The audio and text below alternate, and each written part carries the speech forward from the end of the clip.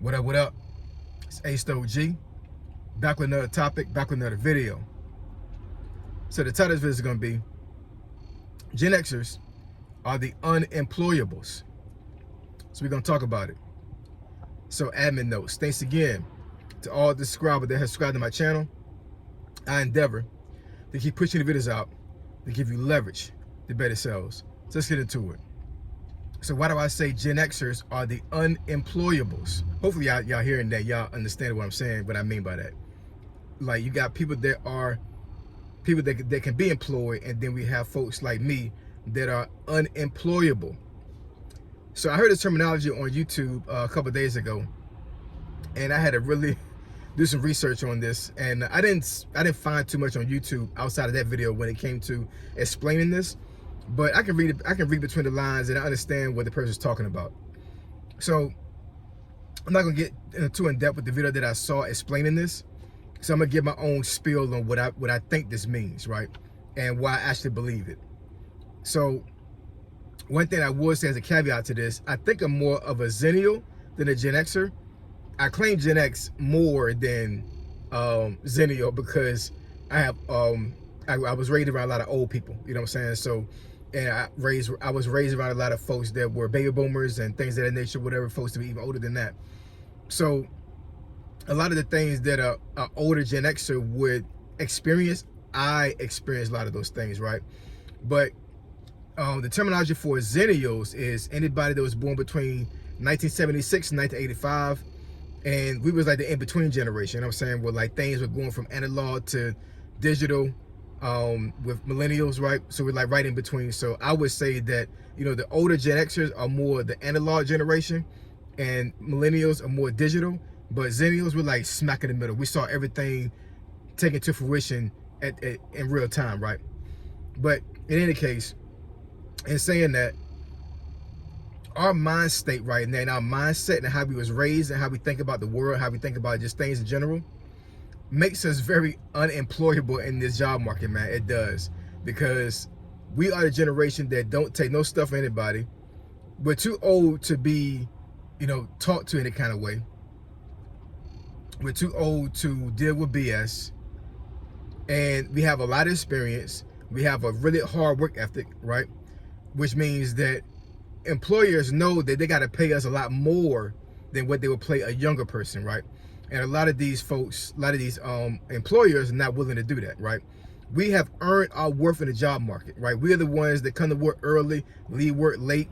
We're the ones that are the natural leaders in the job, in the office, or at the job in general. You know what I'm saying? Like, we are at the pinnacle. I would honestly say right now, up until this point, that most business owners are Gen Xers. You know what I'm saying? So for the most part, the only ones that are really thriving in the job market are the Gen Xers that own businesses, because we have a work ethic like no other, and we're able to navigate things a lot better than most other generations, right? When it comes to technology, when it comes to dealing with older people, when it comes to dealing with younger people, our peers, all of that. We are just the bomb generation. You know what I'm saying? We are, and employers know that. So in saying that, you know, we have earned our worth in the job market, and in those spaces in general. You know what I'm saying? So when we go for jobs, we are expecting not necessarily that high pay, but we're expecting a lot more than what I think a younger person would expect. And I mean, that's kind of natural as well, because at 47 years old, I feel like I shouldn't be getting paid like I'm 25. Bottom line, you know what I'm saying? Like, I got too much experience. I got 20 years of military experience on top of IT experience while I was in the military, right? So, you know, I understand that my resume is like, it's a good resume. You know what I'm saying? I put it like that. And I was going to say another word, but I'm not going to say that. But, you know, my resume is one of those resumes, whatever, that I think personally would shock a lot of people. You know what I'm saying? Like, it basically, it would have me as a subject matter expert in a lot of fields that I touch when it comes to IT. But, you know what I'm saying?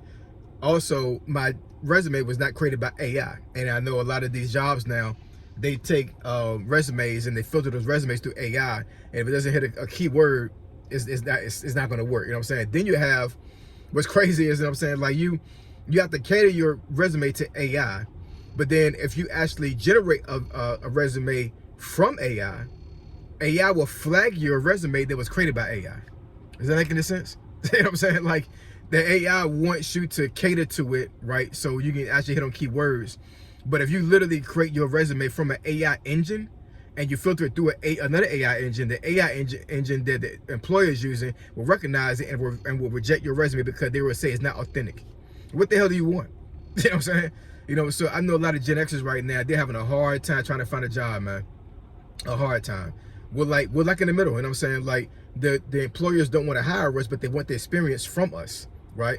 So it's like, you know, I want the experience, but I don't want to pay you. I don't want to pay what you're worth, right? And I mean, that's subjective, you know what I'm saying? I mean, like, you know, who can really say what you're worth, right? I would say personally, a job can never pay you what you're worth, ever. Only thing they can do is try to come close to it. That's why I say all the time, generate a business, create a business, own a business, because that's the only way you can be able to create your own worth and actually be able to receive the monetary gain that you will get from a job versus, you know, versus like working for anybody. You know what I'm saying? Like, working for a 9-to-5 job is just not going to pay you what you are worth. It never will, right? But the fact of the matter is that we are raised in an environment here in America where we are supposed to be worker bees. We're not supposed to own businesses. That's for the elite. You know what I'm saying? That's for folks that actually were in families that are entrepreneurs, you know, for generations, right? And they hand down knowledge, they hand down money, so their descendants can actually do the same thing they're doing. That, and honestly, the internet is what actually created this thing where the average person could be an entrepreneur, for the most part. Or you have foreigners that came over here, they had no choice but to be an entrepreneur because they didn't have a skill set that actually could be marketable in the job market. So they created their own business, you know what I'm saying, and they're thriving, right? But outside of that, man, unless you're born into something like that, like, we're not raised to have a mind state of being able to make our own money, right? So they understand this. So it's like, you need a job, you want a job, but you don't want to pay me the money that I need to have in order to sustain a good life. So I don't want to get the job, I don't want to take it, but I'm almost forced to take it because I need money, right? So, you know, being an unemployable is kind of crazy. And I mean, and speaking for myself, you know, thank God that I was able to find a job when I was able to find a job, because I was leveraging savings and my residual income, my passive income, to make sure I'm able to pay all bills and things of that nature, right? But to be honest, man, to be transparent, the only reason why I think that I actually was able to get this job, first of all, because of God. That's for sure. shout to the good Lord, you know what I'm saying? Because I'm telling you, He is good all the time, and He's been good to me and my family. He definitely has been. But you know, as a caveat to that, because I have government contracting experience, and because I have military experience, I was able to navigate myself back into government contracting, right? But everything that's considered like a civilian job, when it comes to me, like, you know, applying for Amazon, applying to Microsoft, applying to Apple, applying to even the school system. I applied to the school system here locally in my county and a couple cities over, and they had plenty of computer technician jobs that were actually open. And I'm looking at this. I'm looking at these job descriptions. I'm like, man, I'm good to go. You know what I'm saying? They were paying good money. You know what I'm saying, for this area.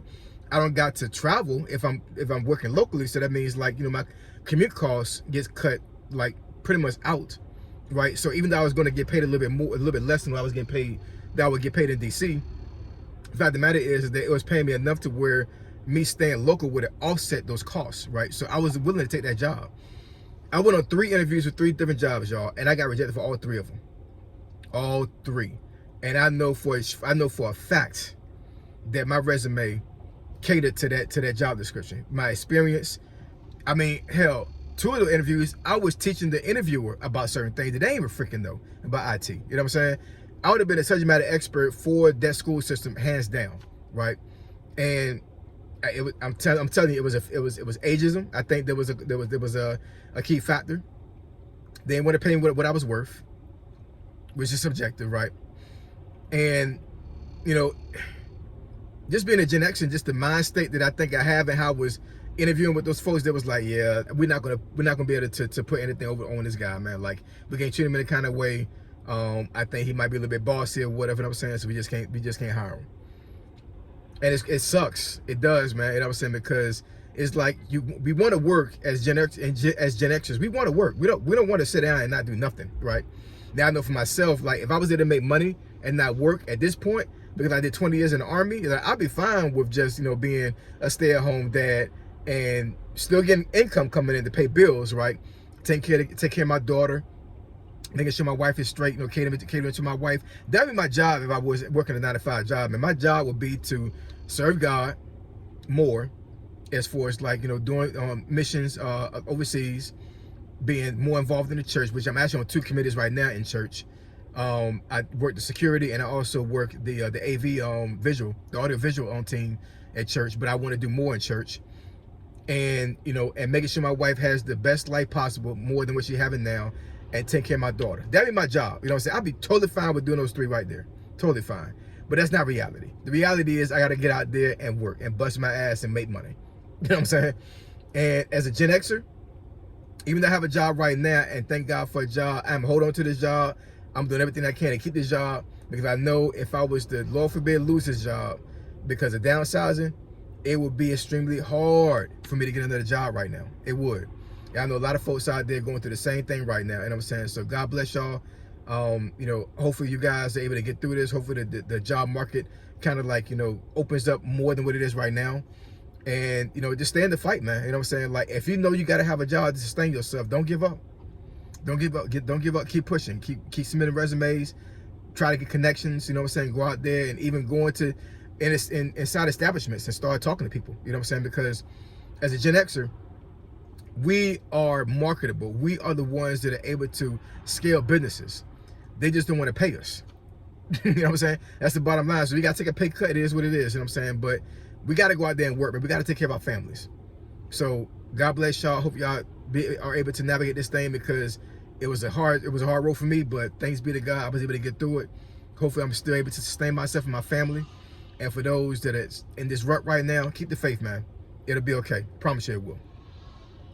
So I appreciate y'all. I love y'all. Now catch y'all next video. Say so G, signing out. I'm gone.